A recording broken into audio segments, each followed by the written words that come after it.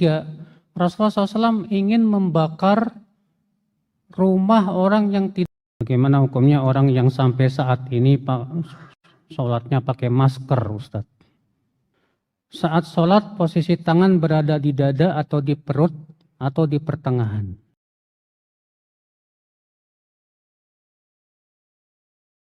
Iya, hanya sampai kepada apa? Tengkuk, karena Nabi rambutnya juga panjang sampai ke pundak, tapi Nabi usap cuma sampai tengkuk. Iya.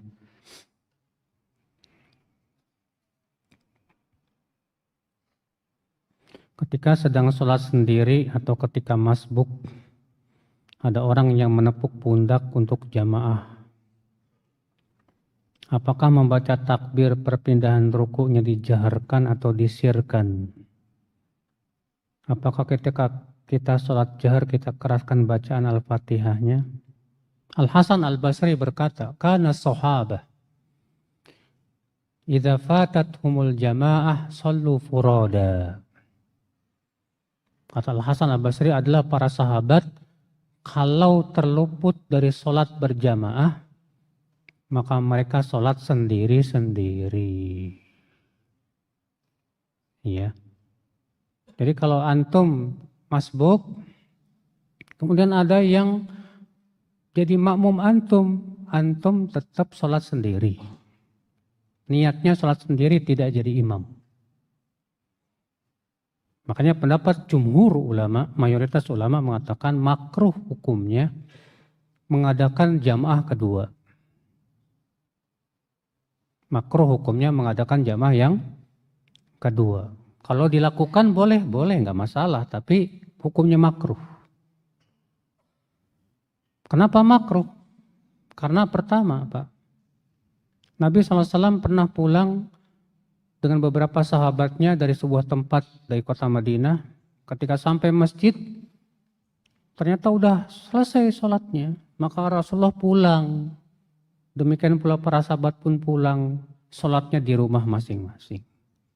Dan tidak membuat jamaah yang kedua. Yang kedua, ya, Nabi SAW bersabda, a'jabani an takuna sholatu wahidah. Aku suka kalau sholat berjamaah itu sekali saja. Kata Syekh Masyhur, ini nas langsung dari Rasulullah SAW. Bahwa Nabi suka sholat berjamaah hanya sekali saja. Yang ketiga, Rasulullah SAW ingin membakar rumah orang yang tidak menyaksikan sholat berjamaah. Kata Rasulullah, laqad hamamtu an amura birajulin fayuhtatab. Aku ingin sekali menyuruh seseorang, ya, untuk mengumpulkan kayu bakar. Lalu aku perintahkan seseorang untuk adzan, lalu iqamah, lalu aku suruh orang untuk jadi imam. Lalu aku pergi ke rumah orang-orang yang tidak menyaksikan sholat berjamaah untuk aku bakar rumah mereka.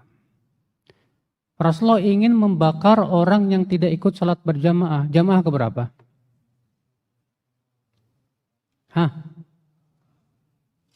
Kalau boleh sholat jamaah kedua, nggak perlu Nabi akan membakar. Nabi akan menyuruh pergi ke masjid, bikin lagi sholat jamaah kedua. Tapi ketika Nabi ingin membakar orang yang tidak menyaksikan sholat berjamaah, itu jamaah pertama, Pak. Alasan yang keempat, Nabi mencela orang-orang yang suka terlambat sholat. Kata Rasulullah, la yazalu yata'akharuna 'anis shalah hatta yu'akhiruhumullah finnar. Senantiasa mereka terlambat sholat sampai Allah akhirkan mereka dalam neraka. Kalau ada jamaah kedua, ketiga, enggak terlambat namanya, Pak. Alasan yang kelima, Pak. Kalau ada sholat jamaah kedua, berarti boleh dong ketiga, keempat, kelima, keenam, ketujuh, ke-8, sampai 100. Kalau begitu orang akan meremehkan sholat berjamaah. Dia akan berkata apa? Saya nanti deh jamaah yang ke-10. Yang penting kan saya dapat sholat berjamaah. Akhirnya orang akan meremehkan saudaraku sekalian. Lalu bagaimana dengan perbuatan Rasulullah? Ketika telah selesai sholat, ada orang datang. Lalu Rasulullah bersabda kepada para sahabat, siapa yang mau jadi makmum dia? Maka sebagian sahabat pun mau jadi makmumnya. Ini kalau pertama yang jadi makmumnya orang-orang yang sudah sholat, Pak. Dengan seizin siapa? Imam. Kalau seperti ini boleh. Adapun kalau ini datang semuanya belum pada sholat. Seperti halnya Rasulullah SAW dan beberapa sahabatnya datang ke masjid. Ternyata selesai sudah jamaah. Ternyata Rasulullah bikin jamaah kedua tidak? Tidak. Rasulullah pulang. Dan para sahabat juga pulang. Makanya saya lebih condong dalam hal ini kepada mazhab jumhur, Pak. Termasuk di dalamnya mazhab Imam Syafi'i. Ya, makanya kalau kita perhatikan orang pada sholat berjamaah kedua, ketiga itu bukan mazhab Syafi'i itu, Pak. Bukan mazhab Syafi'i. Kalau mazhab Syafi'i tegas mengatakan makruh hukumnya jamaah yang kedua.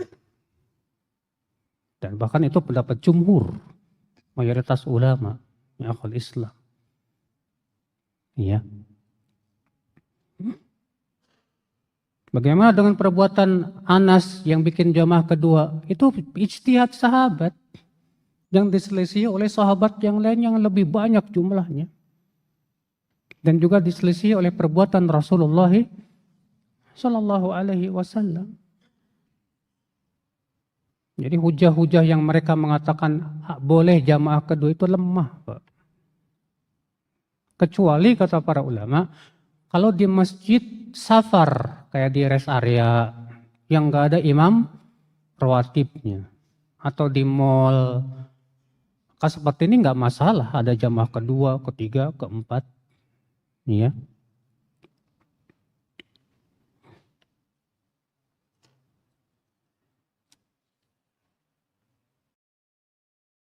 Bagaimana hukumnya orang yang sampai saat ini sholatnya pakai masker, Ustadz?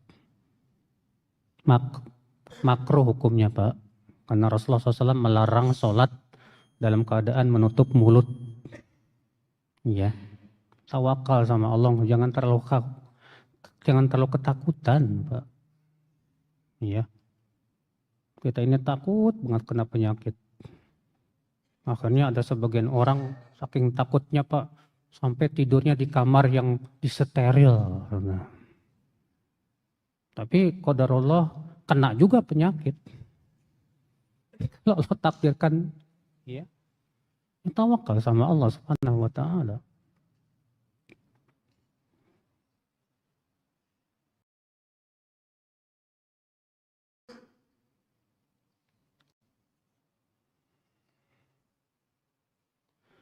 Saat sholat posisi tangan berada di dada atau di perut atau di pertengahan. Terjadi perselisihan para ulama tentang makna hadis adalah Rasulullah SAW meletakkan tangan kanan di atas tangan kirinya di atas dadanya. Ini riwayat hadis tersebut diperselisihkan apakah ini riwayat yang sahih atau tidak. Syekh Albani mensahihkan, sementara ulama yang lain mendhaifkan.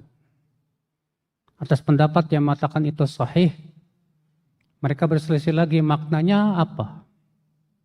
Saya dalam hal ini lebih condong kepada madhab yang mengatakan bahwa meletakkan tangan kanan di atas tangan kirinya itu seperti ini, Pak.